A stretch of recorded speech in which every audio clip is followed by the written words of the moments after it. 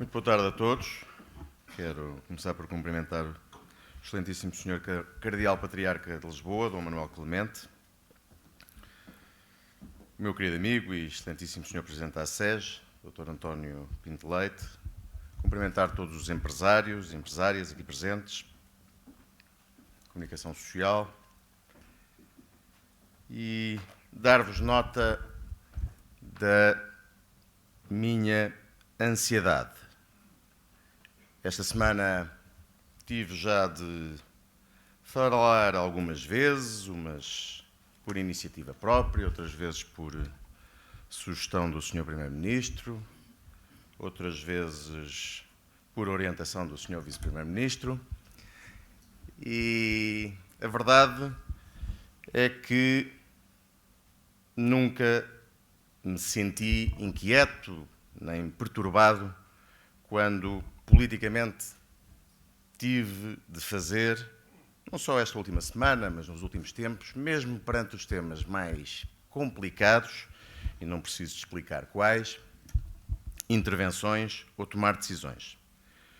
Basta o meu querido amigo António Pinto Leite convidar-me para falar nestes congressos ou em outros momentos que ele promove na SES, para eu ser invadido por uma inquietação e por uma nervoseira que convoca N assessores e adjuntos para me prepararem os discursos, imensas páginas, todas elas rasuradas durante o dia, em cafés bebidos com o meu chefe de gabinete antes de entrar aqui na Universidade Católica, porque a verdade é que, para mim, e suponho que para muitas outras pessoas, é muito mais perturbante e difícil falar do amor do que falar de outras coisas que, no final, também estão sempre involucradas de amor, acho eu. Para mim é um grande gosto estar presente, apesar da nervoseira, neste 6º Congresso da ASES e procurar partilhar algumas reflexões a propósito do tema que me foi proposto, o amor e a política, o amor e a gestão, ou a liderança. Há alguns setores políticos que, talvez com base em utopias generosas, sempre deram nota de desvalorizar a pessoa em função do coletivo. Uma posição bem diferente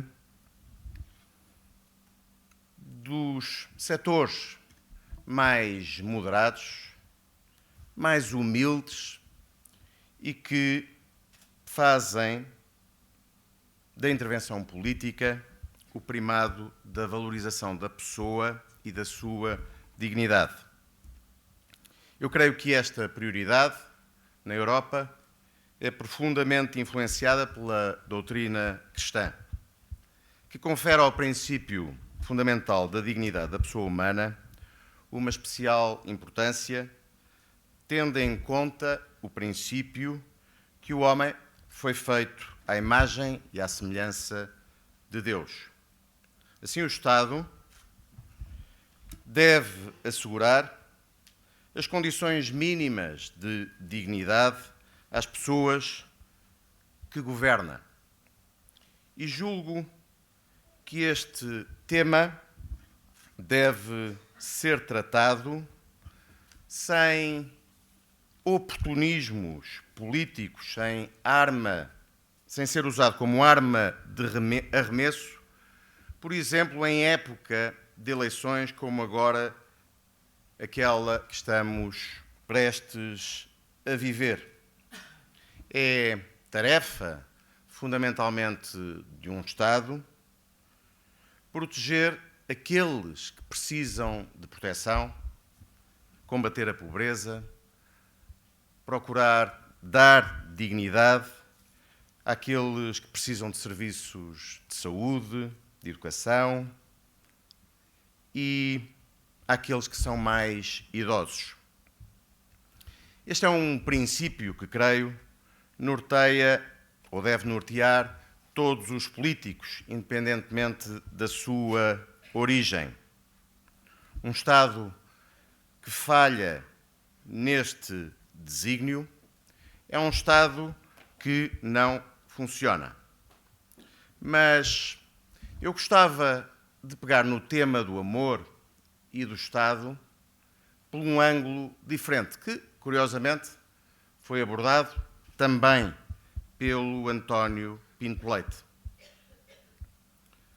É que, verdadeiramente, o amor para um político, para além destas condições de dignidade que devem ser asseguradas a todas as pessoas, passa para mim por fomentar a existência de um Estado que crie espaço às pessoas para construírem a sua autonomia, a sua independência.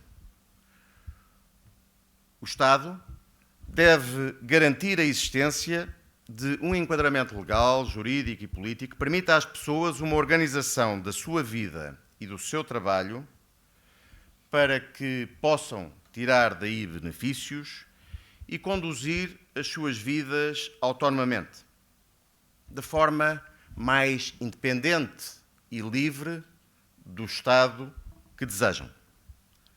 Mas para que essa autonomia seja possível e plena, as pessoas precisam desenvolver competências, precisam de ser competitivas. Para que essas competências e essa competitividade possam estar ao serviço dos outros e, na medida em que são úteis aos outros, sejam úteis à sociedade e às próprias pessoas e famílias. Bem sei que a tendência que se identifica mais próxima do amor é a da proteção, é o instinto básico que um pai, uma mãe têm relativamente aos seus filhos. E realmente esse instinto é fundamental, nomeadamente quando as pessoas nascem, crescem e se vão formando. Mas nós sabemos que se protegermos demasiado aqueles que amamos, os nossos filhos, os nossos amigos, estamos também a demonstrar implicitamente que, no fundo, não confiamos nas suas capacidades. Quando, na verdade, provavelmente, aquilo que queremos expressar é exatamente o mesmo, o oposto. Por isso, defendo, na política e na vida, que para além de proteger quando é preciso e quem é preciso, amar é fundamentalmente ajudar os outros a crescer, a serem autónomos, a serem, espero não ofender ninguém, competitivos. E isso passa por deixar os outros errar, porque só errando alguém cresce e aprende. Não conheço ninguém que tenha aprendido a andar sem ter dado N tropeções e quedas pelo caminho.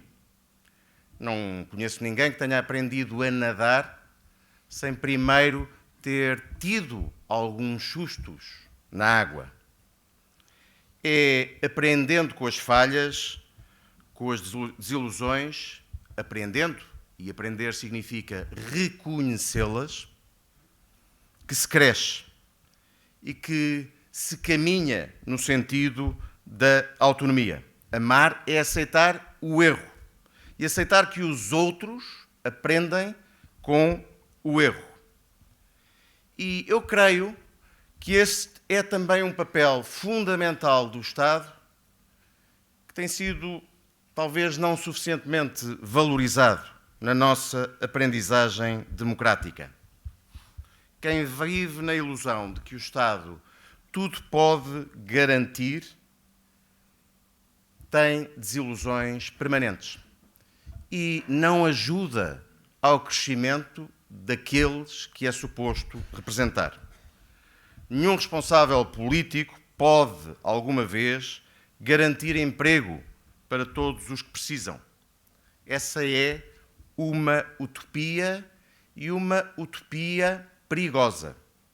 Verdadeiramente, quem quer criar condições para que existam oportunidades de trabalho, emprego, para os outros, deve zelar, acima de tudo, por fazer de Portugal um espaço atrativo para o investimento. Porque é fundamentalmente através do investimento que se criam condições de oportunidades para os outros. E o Estado pode e deve, dentro daquilo que é possível, garantir igualdade e justiça no acesso às oportunidades, no acesso à educação, para que todos tenham ao seu dispor os meios necessários para poderem triunfar. O que quer que signifique triunfo para cada uma das pessoas. Para nós, significa seguramente servir os outros, servir a nossa sociedade e, como aqui foi referido, saber conciliar com o equilíbrio possível aquilo que são as nossas responsabilidades profissionais, as nossas responsabilidades políticas, com o nosso espaço de realização que constitui a família.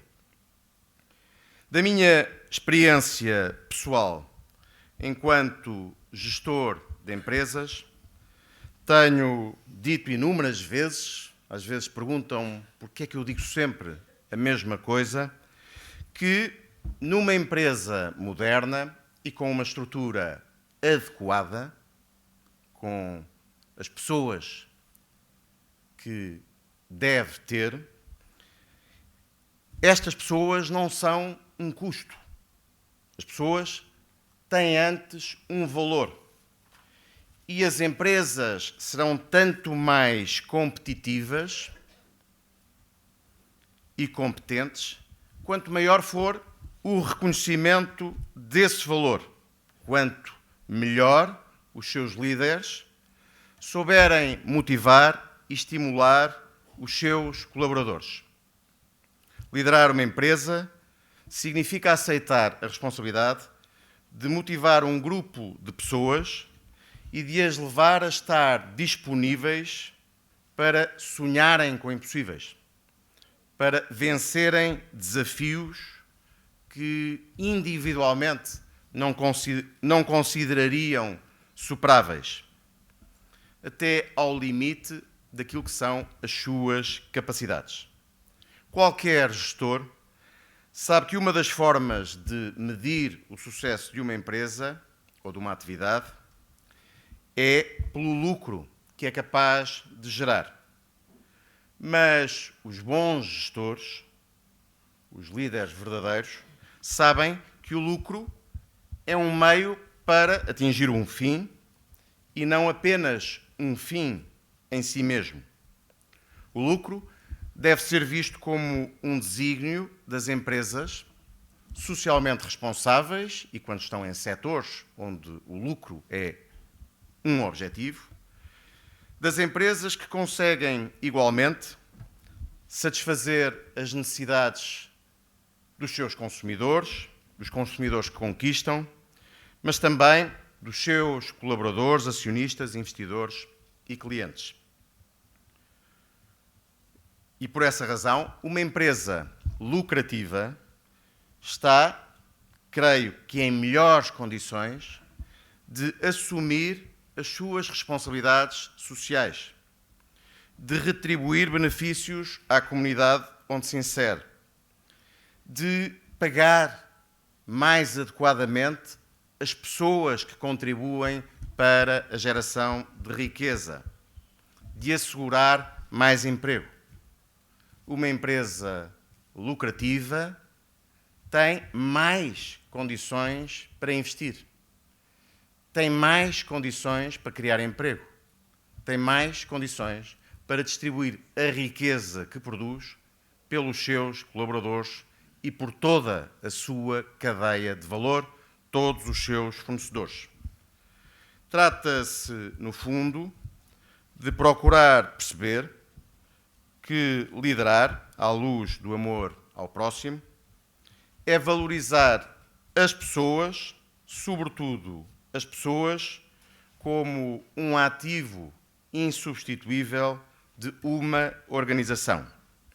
Assim é na gestão de uma empresa, assim deve ser todos os dias na nossa política. Muito obrigado.